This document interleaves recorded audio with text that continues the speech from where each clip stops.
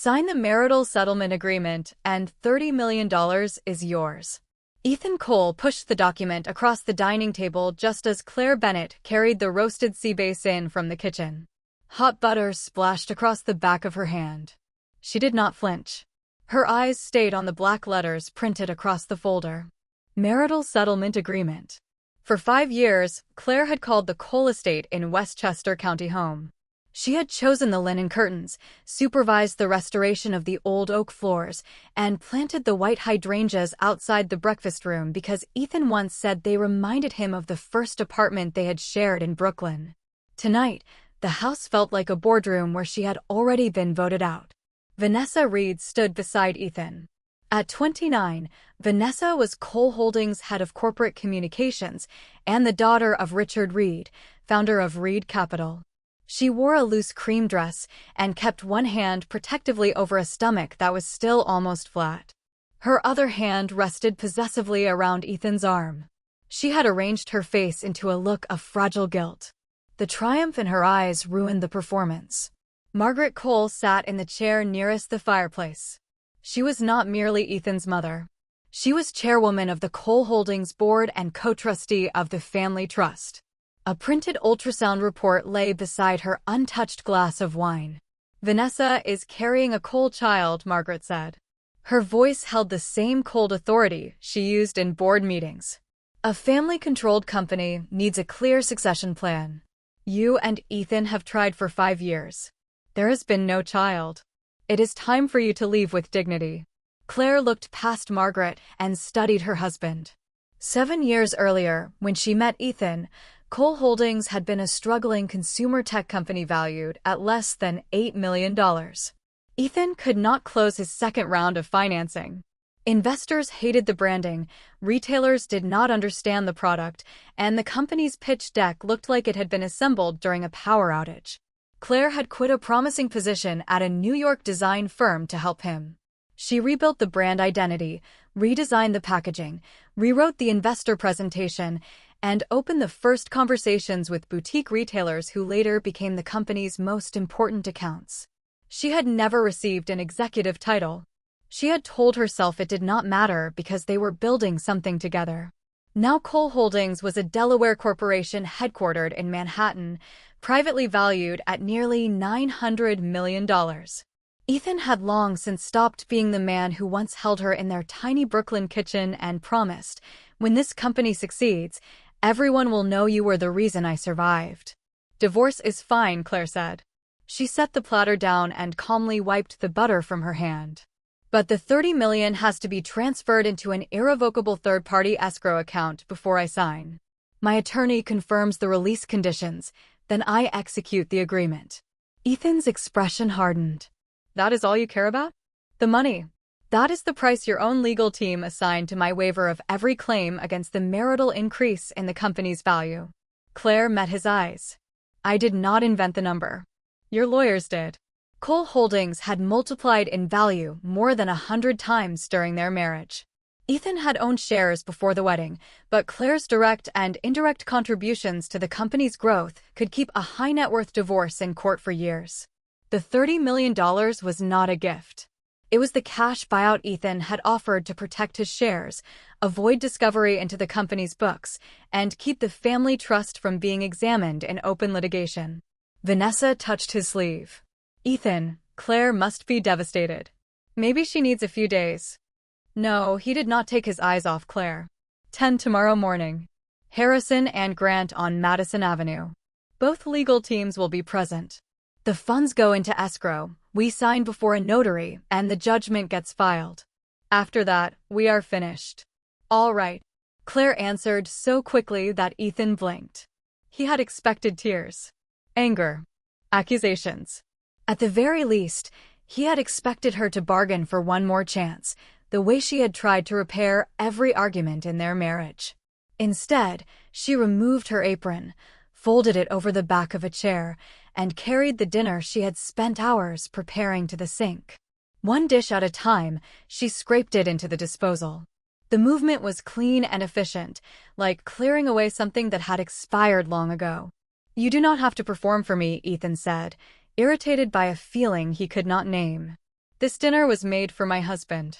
Claire turned off the water. My husband has chosen another family. There is no reason to save it. Margaret rose. Sign without causing a scene tomorrow.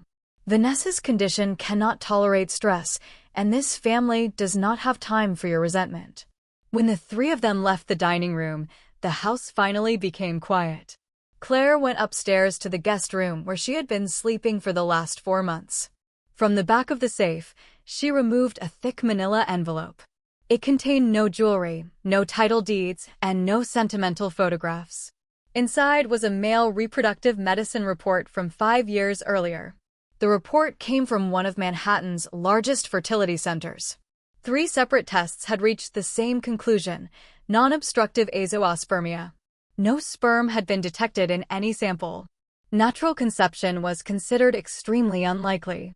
Ethan's name appeared at the top of every page. During their fertility evaluation, Ethan and Claire had signed a mutual medical information release allowing the clinic to provide the results to either spouse. Claire had received the report legally. The specialist had recommended further testing and possible treatment.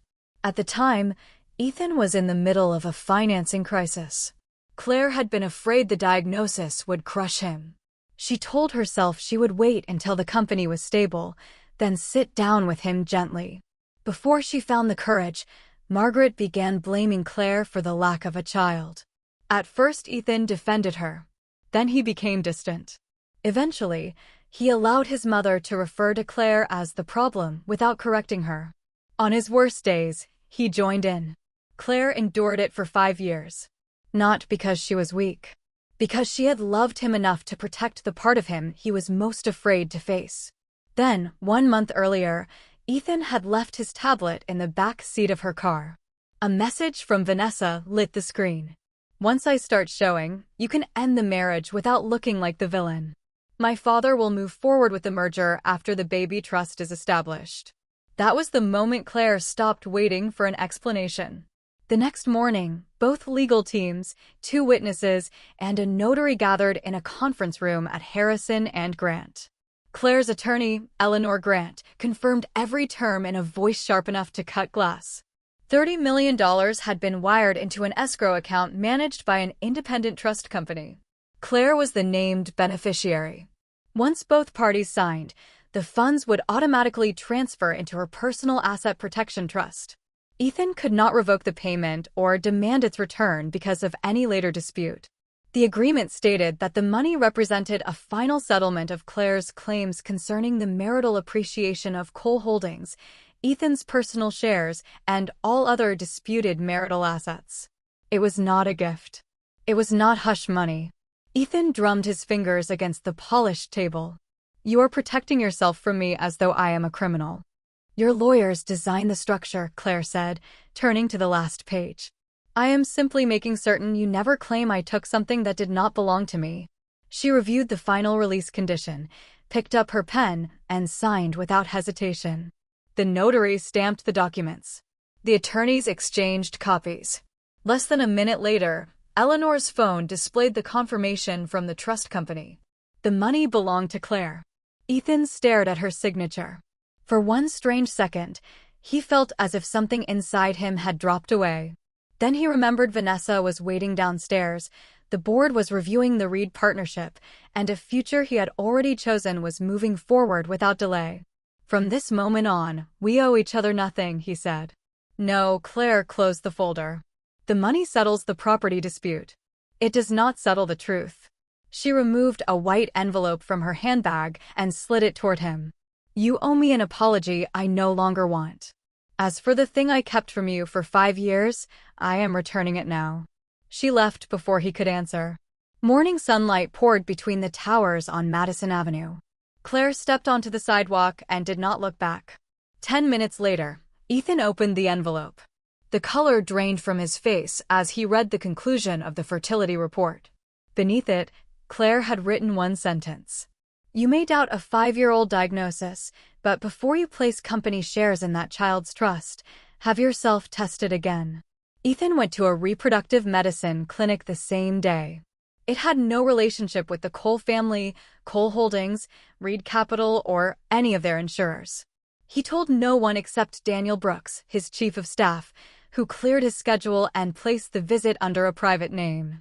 2 semen analyses, hormone testing, ultrasound, genetic screening. Each result landed like a blow. 3 days later, the department director placed the new report on the desk between them. Mr. Cole, combined with the records from 5 years ago, the findings remain consistent. We did not identify sperm in either sample. Medicine rarely speaks in absolutes, but natural conception would be extraordinarily unlikely. A surgical retrieval procedure could determine whether there are isolated viable cells, but that is a separate question. Ethan's throat felt tight. Could a woman become pregnant naturally with my child? The doctor did not speculate about any specific relationship. An ultrasound confirms a pregnancy, not paternity. If biological parentage must be established, use a properly accredited relationship testing laboratory. Both parties should be identified at an independent collection site, and the samples should remain under documented chain of custody. Rain streaked the windows of Ethan's car when he left the clinic. Vanessa had sent 14 messages. Margaret had sent 6.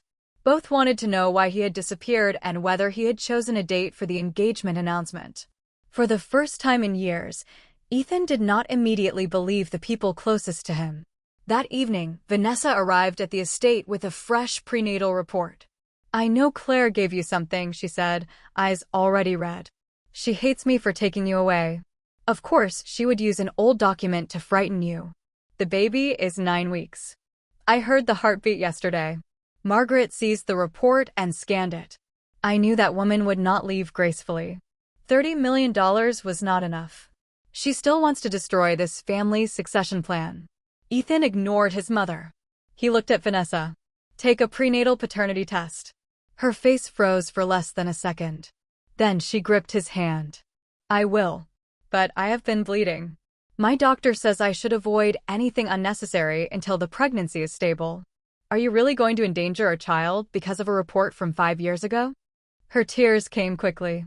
Margaret drew her into an embrace and glared at Ethan as though he had become cruel. He did not back down. "When your doctor clears you, the collection will happen at an independent site chosen by both attorneys. IDs will be verified. The samples will be witnessed, sealed, and delivered directly to an accredited lab." Vanessa eventually nodded through her tears. 2 days later, she arrived with a paternity report of her own. It came from Northbridge Genetics. The conclusion stated that Ethan Cole was supported as the biological father of the fetus, with a probability greater than 99.9%. Vanessa placed the report in front of him. "Do you believe me now?" Margaret announced that very night that Cole Holdings' 20th anniversary gala would also include Ethan and Vanessa's engagement and the creation of a trust for the unborn child. Ethan did not object publicly. Daniel, however, studied the report and frowned. Northbridge Genetics had a polished website, a Manhattan mailing address, and testimonials from private physicians. It was not listed among accredited relationship testing laboratories. The blood collection had occurred not at an independent site, but at a private obstetrics clinic owned by Reed Medical Network. The chain of custody form had no signature from an independent witness. There was no photo identification record for the man whose blood had allegedly been submitted as Ethan's. "The lab may have tested real samples," Daniel said. "But nothing here proves the male sample belonged to you." Ethan's fingers stopped at the bottom corner of the report. On paper, Northbridge had no direct connection to the Reed family. Daniel traced the ownership through 2 holding companies and a medical investment fund. The fund was managed by a longtime advisor to Reed Capital. While Ethan's world began to split open, Claire moved into a modest apartment in Lower Manhattan. She did not buy a penthouse. She did not fill closets with designer clothes or spend her settlement proving she had one. Most of the money went into an independently managed asset protection trust. She kept a carefully defined operating budget and called Professor Helen Morris, her former mentor at Parsons School of Design. Before marriage, Claire had won a national award for emerging brand designers and worked at one of New York's most respected creative studios. She had abandoned that career when Ethan's company was weeks away from collapse. The earliest Cole Holdings logo, The first investor deck, the launch packaging, and the original retail system had all come from her hands. Her name appeared on none of them. Helen reviewed the old source files, sketches, and process books in silence. "You did not lose your talent," she finally said. "You buried it inside someone else's resume." The words almost broke Claire. Instead, they woke her up. Helen introduced her to Julian Hayes, founder of an independent creative brand company. Julian offered no sympathy project and no special treatment because Claire had once been married to Ethan Cole. He offered her a real assignment. A major Southwest artisan design exhibition in Santa Fe needed a complete visual identity. Any use of Pueblo or other indigenous artistic traditions had to be developed in formal partnership with the artists themselves. Nothing could be lifted, diluted, or used as decorative shorthand. Claire accepted. She spent 7 nights working with 3 local artists, rebuilding the concept 16 times until the system felt respectful, contemporary, and specific to the people represented. The day before submission, the core visual structure appeared online under the name of a creative agency owned by Reed Capital. The agency accused Claire of plagiarism and sent the exhibition organizers a cease and desist letter. Claire had not even opened her studio, and she was already being called a thief who had stolen from her former husband's company. Rachel Morgan, Claire's closest friend, wanted to call the police before she finished reading the accusation. Claire remained calm. She collected the metadata from every source file, the cloud version history, her emails with the artists, the copyright registration filings, and the full project correspondence. A digital forensics firm found that someone had accessed Claire's private cloud account through an old computer in the Cole Holdings brand department. Years earlier, when she stepped away from the company, an automatic sync credential had remained active on that machine. The most recent person to download her private files was an assistant assigned to Vanessa Reed. The announcement of Ethan and Vanessa's engagement reached New York's business press, while Claire sat in a lawyer's office, preserving the forensic evidence. In the photograph, Vanessa wore white and rested one hand against her stomach. Ethan stood beside her, expression unreadable, but he did not deny the reports that he would marry the mother of his child. Rachel turned Claire's phone face down. "He has seen his medical report and he is still going through with this? That is his decision." Claire continued reviewing the forensic timeline. "I gave him the truth I owed him. Whether he chooses to accept it is no longer my responsibility." What mattered to her now was the stolen work. The investigation showed that Vanessa's assistant had downloaded Claire's private design files and forwarded them to the Reed-owned agency. The supposedly original work they published even contained a sequential watermark Claire had hidden inside a locked layer. Julian did not cancel Claire's contract. He did not blindly defend her either. "The greatest danger in this industry is not being copied," he told her. "It is being unable to prove who created the work first. You have 3 days. Win with evidence, not with your last name or your former marriage." Claire supplemented her copyright filings with the complete source history. Her attorney issued a formal cease and desist letter to the Reed agency. The exhibition appointed an independent reviewer to compare the metadata, artist permissions, communication dates, and design development on both sides. 3 days later, Claire's project status was restored. The Reed agency was suspended. The Reed family did not retreat. That afternoon, Margaret Cole arrived at the unfinished studio space Claire was considering in Brooklyn.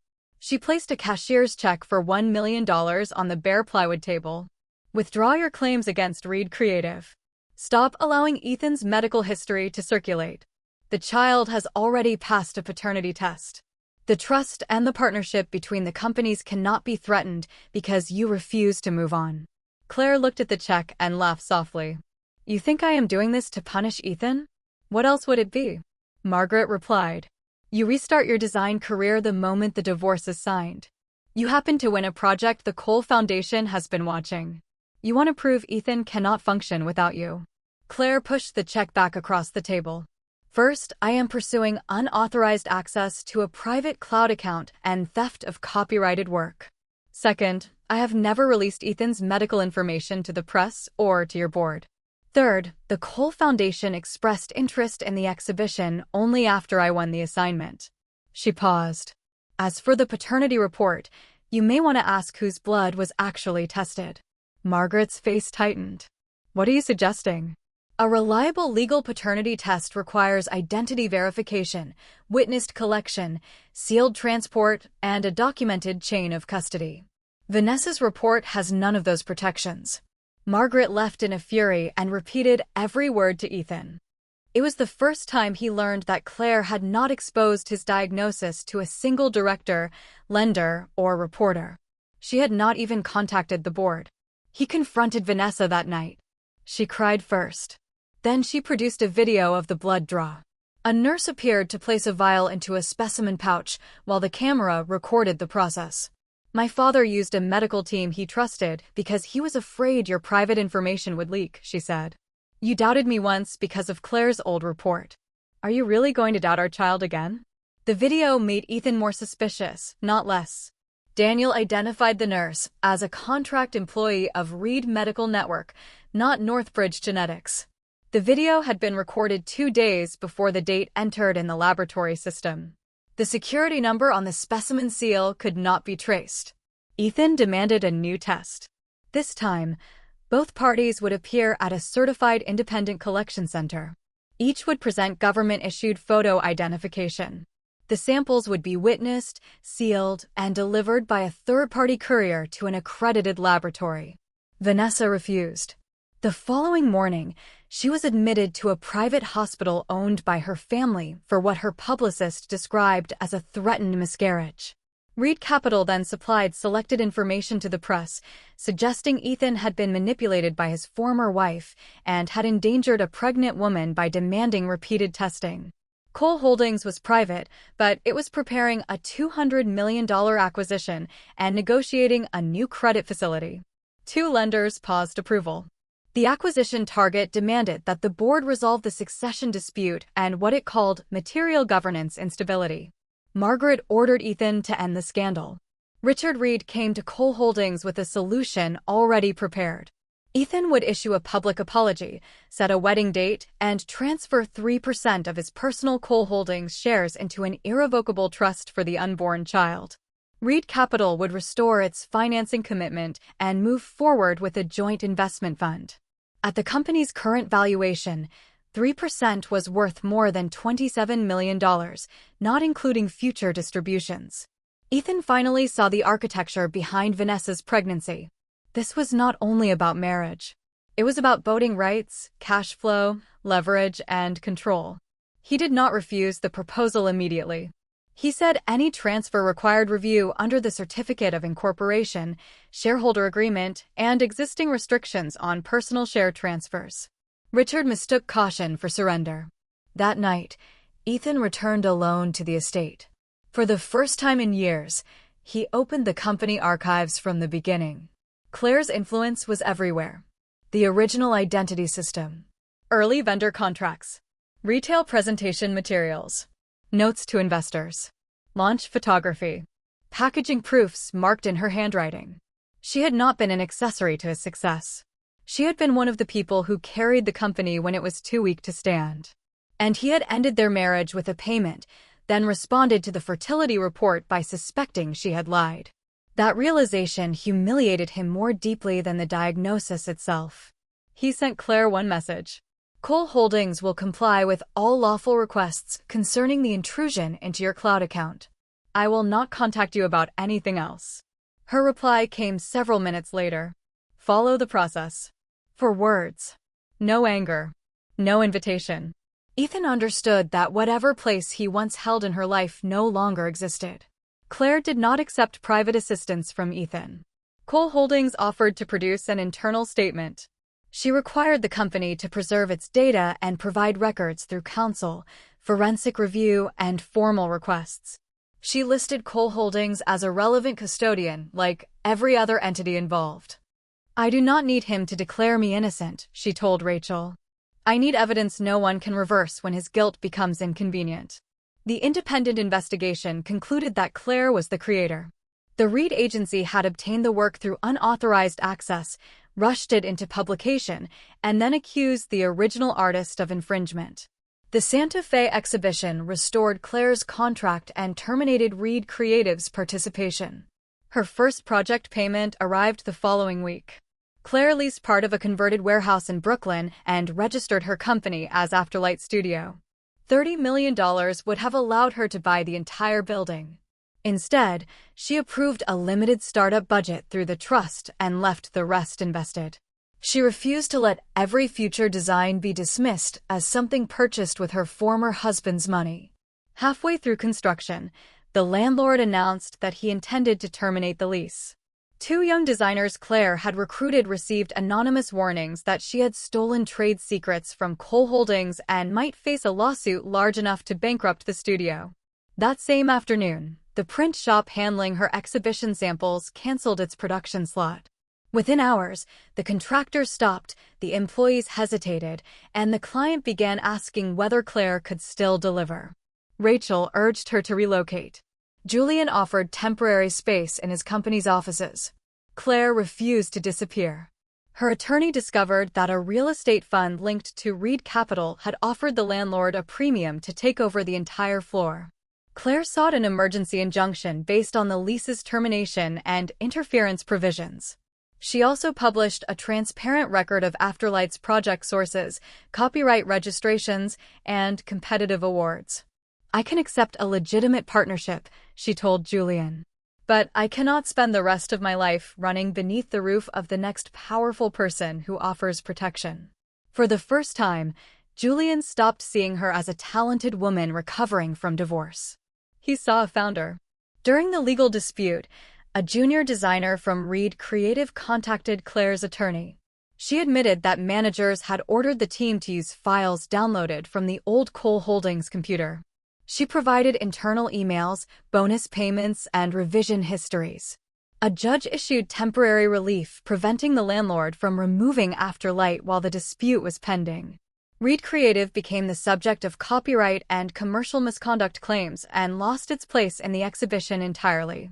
Afterlight Studio opened without celebrities, photographers, or a champagne tower.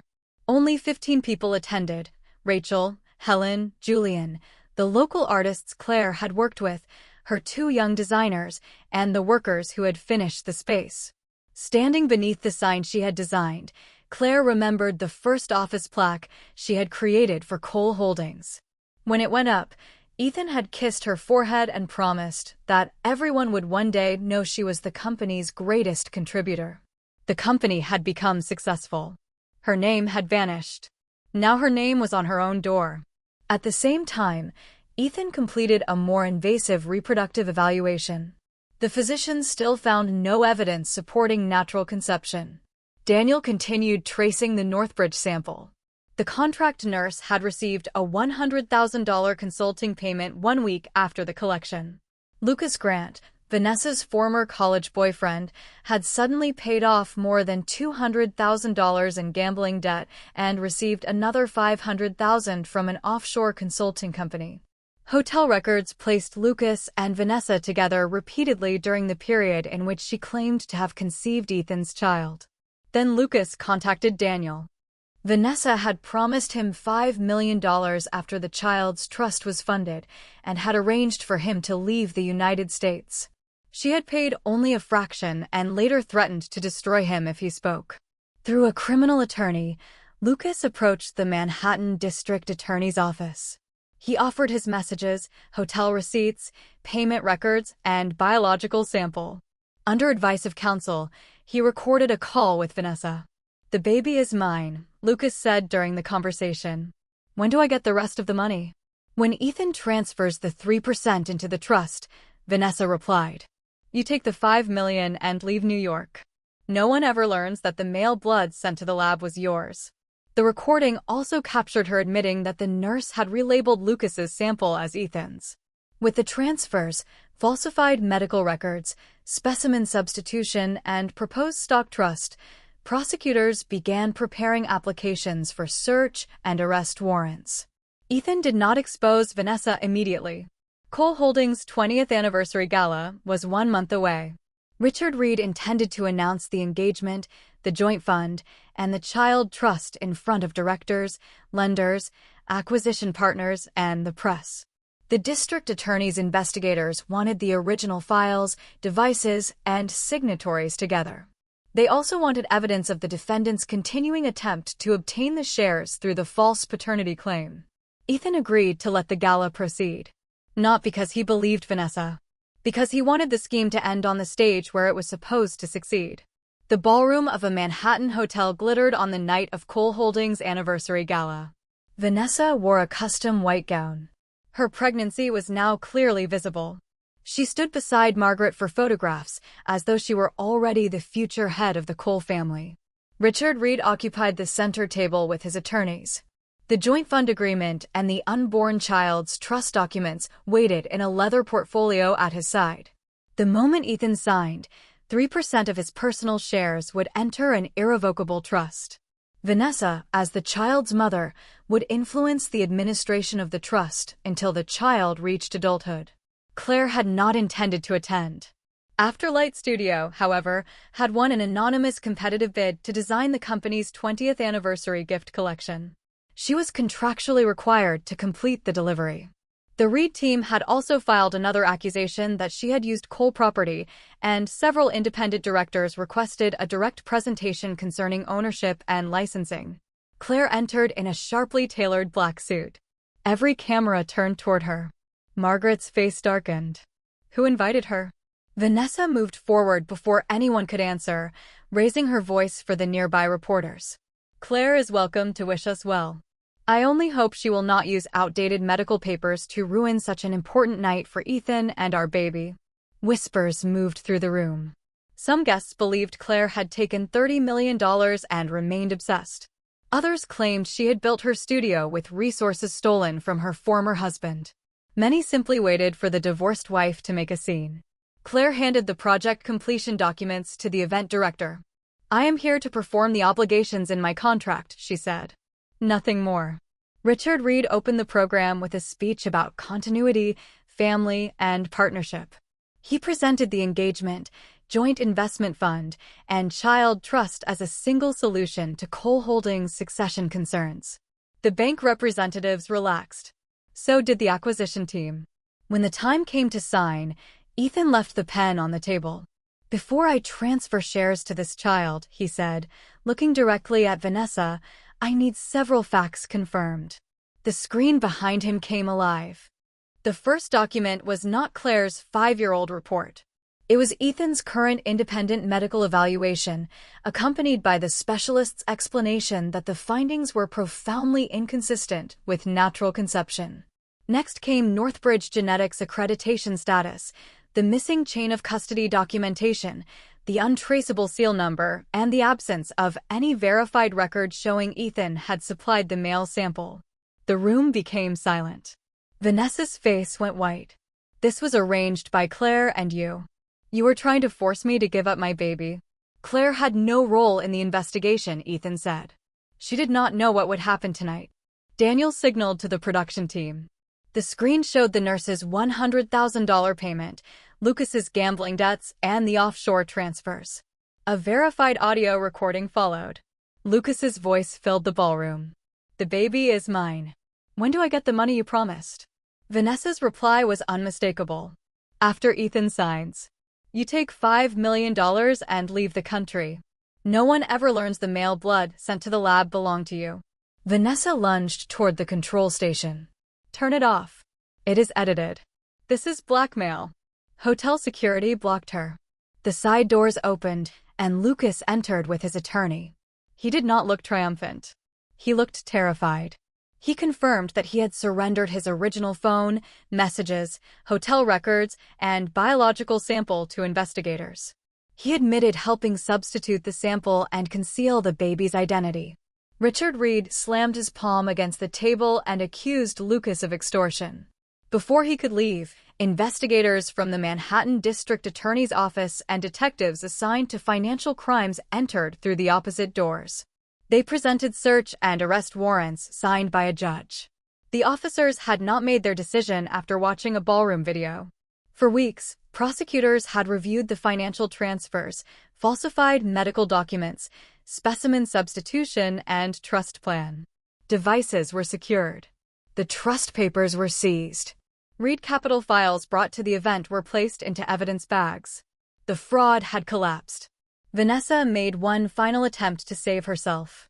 She pointed at Claire. She did this. She paid Lucas because she hates me. She used Cole money to open her company, and she stole Cole Holdings designs. She is the fraud. Every face turned toward Claire. For the first time that evening, Claire walked onto the stage. She did not look at Vanessa. She gave the event director a third-party forensic report, copyright records, anonymous bid documents, and a complete licensing schedule. The screen displayed Claire's award-winning work from college, the original Cole Holdings source files, the creation dates, the scope of each license, and the later unauthorized downloads from her private account. Much of Cole Holdings' original brand identity and early investor material was created by me, she said. Some of that work was licensed to the company for continuing use. Other pieces remained my personal property. I did not remove trade secrets from Cole Holdings. Someone used credentials left on an old company computer to enter my private cloud account. Afterlight's audited startup records and anonymous bid number appeared next. The divorce settlement was property I received in exchange for waiving further claims to the marital appreciation of the company. Less than 10% of that amount was budgeted for the studio. Every project was won through a documented process. Anyone who believes I infringed a right may present evidence in court. Anyone who believes I lack talent may present better work. No one spoke. Julian then confirmed that Afterlight had won the anniversary collection through anonymous review. Ethan, Margaret, and the Cole board had never seen the entrant's identity before scoring was complete. An independent Cole director stated that the Reed complaint contained altered timestamps and misleading descriptions. Vanessa's last accusation disintegrated in front of everyone. Ethan did not tear up the trust papers for dramatic effect. Tearing a document would not determine its legal force. He formally refused to sign. Company counsel announced that the child trust would not be created, the joint fund was terminated, and Cole Holdings would cooperate with every criminal and civil investigation. Richard tried to escort Vanessa away. Investigators stopped them. As Vanessa was led from the ballroom, she twisted toward Claire and screamed, "You won. This is what you wanted, to see me lose everything." Claire looked at her without anger. "I never considered you my opponent. You destroyed yourself because you believed a marriage, a child, another woman's work, and company shares could all be taken with the right lie." By midnight, the supposed Cole heir, the Reed joint fund, and Ethan's new marriage had all disappeared. By the following afternoon, Afterlight's anniversary collection had received more than 20,000 corporate orders. Ethan sat alone in the empty ballroom long after the investigators, reporters, and guests had gone. Vanessa's fraud was monstrous. But she had not destroyed his marriage by herself. Ethan had needed an heir badly enough to ignore the woman who had carried him through failure. He had treated Claire's labor as a natural extension of being his wife. He had accepted his mother's cruelty because challenging it was inconvenient. Even after seeing the fertility report, his first instinct had been to suspect Claire rather than question the people who benefited from the pregnancy. Vanessa had exploited his arrogance. She had not created it. The next morning, Cole Holdings held a press conference. Everyone expected Ethan to place all blame on the Reed family. Instead, he acknowledged three things publicly. He had been unfaithful during his marriage. He had allowed Claire to be blamed for their inability to have a child, and he had used family and corporate pressure to force a settlement before verifying the facts. "Claire Bennett did not sabotage my engagement," he said into the cameras. "She never gave my medical records to the press. She never asked a director, lender, or employee to act against me. The speculation and humiliation directed at her were consequences of my decisions.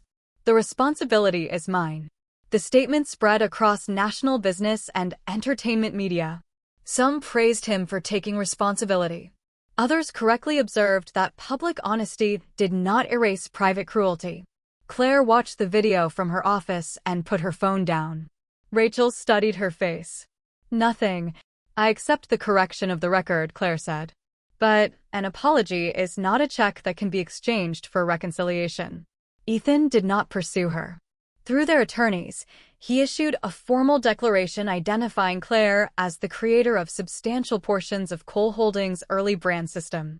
The company corrected its archives and paid the licensing fees she should have received years earlier.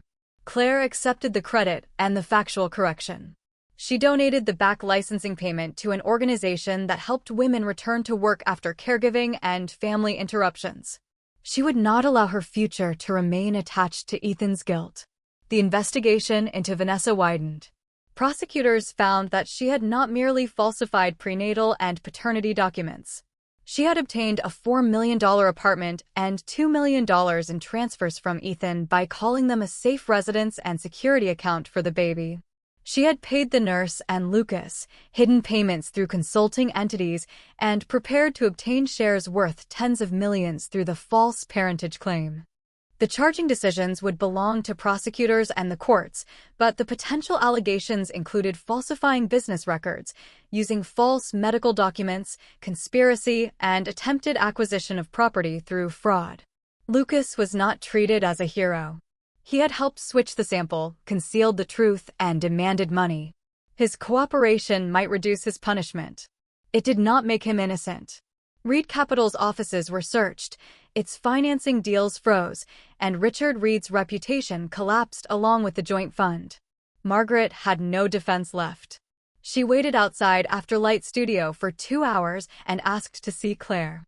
Claire did not allow her upstairs. She sent one message through reception. I do not need recognition that arrived after the damage. I will not accept another demand for forgiveness disguised as family duty. Margaret left without calling her ungrateful. For once, she had nothing to say. Afterlight, meanwhile, faced a crisis more dangerous than scandal: success. The anniversary collection had gone viral. Orders arrived faster than a small studio could produce them. Printers raised prices. A batch of sustainable paper stock came back with unacceptable color variation. 2 suppliers warned that they could not meet the delivery schedule.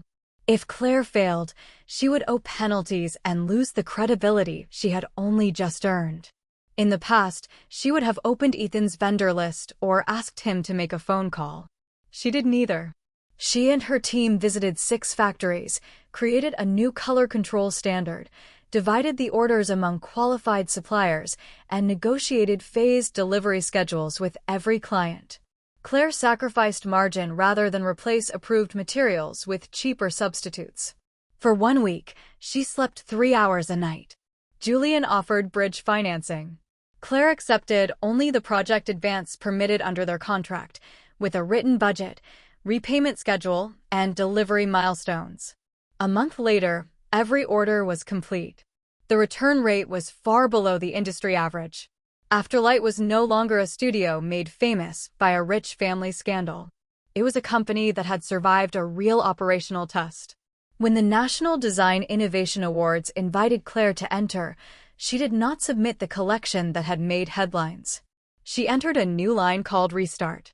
The collection used discarded textiles, reclaimed wood, and traceable packaging. Women returning to paid work after years of caregiving helped produce the line and received transparent wages, training, and revenue participation. For the first time, Claire had turned her private pain into something that created opportunity for other people. 1 week before the award finals, another anonymous accusation appeared. The complaint claimed Restart exaggerated its social impact numbers. It also included a photograph of Claire speaking with Ethan backstage at a hotel, framed to suggest she had used his influence with the event's sponsors. The suspicion was not entirely irrational. The Cole Family Foundation had pledged sponsorship money to the awards 6 months earlier. Ethan was still one of the foundation's directors. Several members of Claire's team urged her to withdraw rather than risk another public battle. Claire refused to hide. She asked the organizers to release her anonymous judging number, publish all sponsor recusal procedures, and commission an independent audit of Restart's worker count, wages, training expenses, and social impact funds. She signed a written pledge to withdraw and return any honor if a single material claim proved false. When Ethan learned of the challenge, he immediately removed himself from every foundation responsibility connected to that year's awards. He authorized the release of the foundation's communications with the organizers.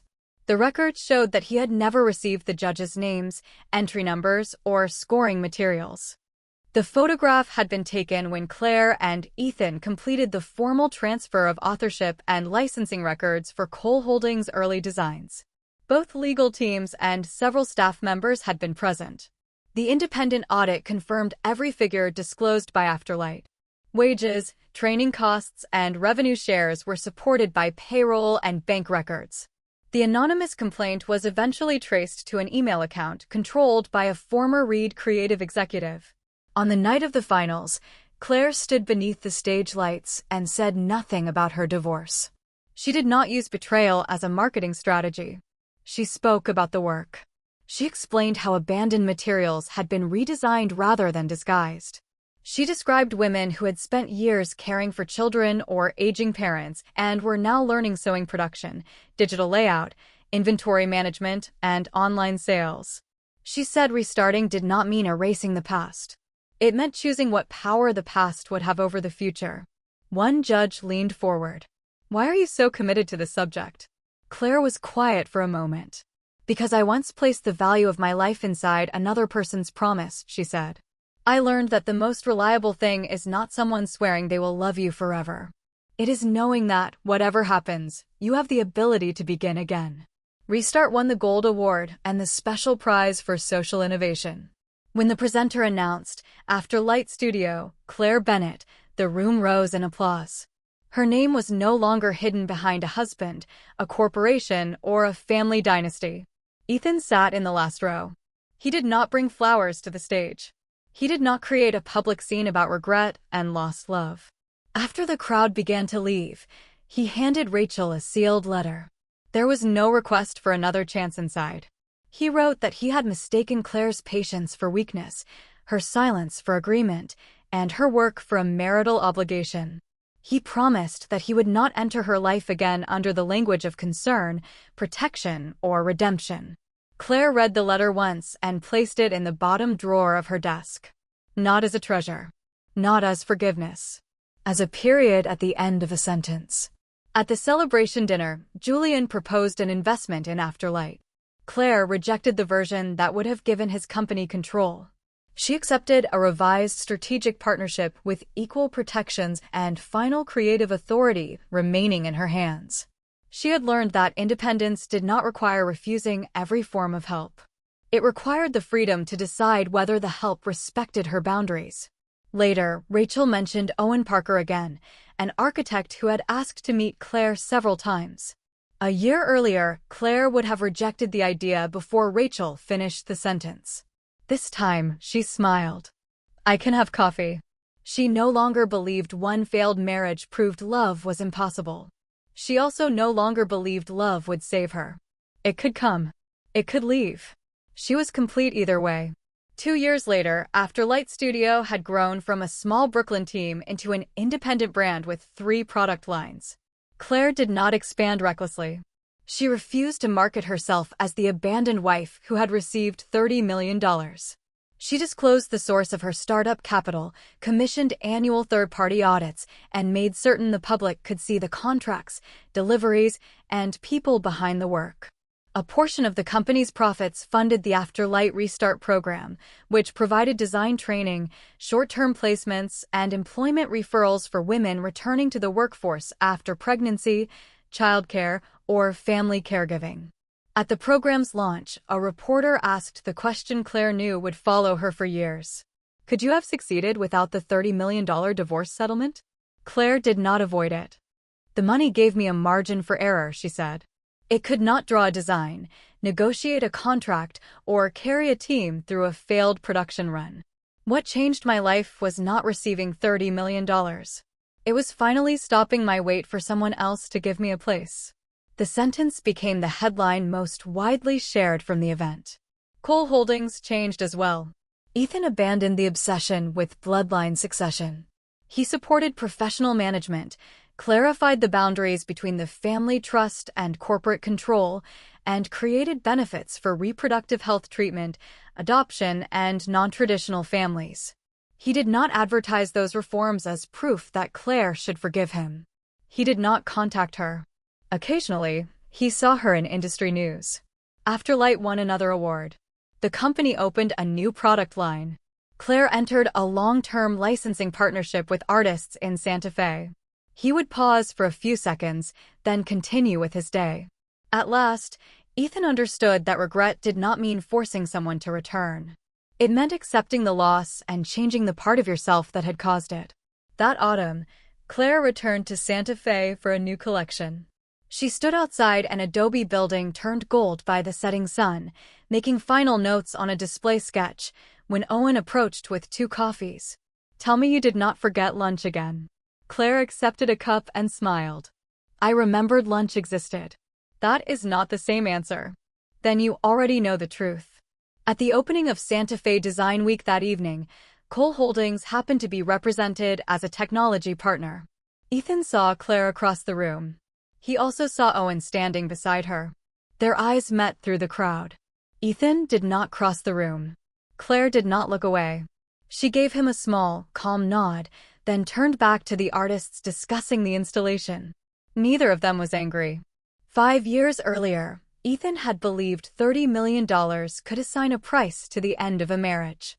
Claire had believed enough patience and sacrifice could purchase a whole family. They had both been wrong. Some relationships did not end so that one person could kneel in regret forever. They ended so that the person trapped inside them could find herself again. The high desert wind moved across the terrace and lifted the pages of Claire's design book. On the first page was the title of the new collection, Toward the Light. Claire closed the book and walked toward the bright line of sunset beyond the city. This time, she was not leaving anyone else's world. She was finally living in her own.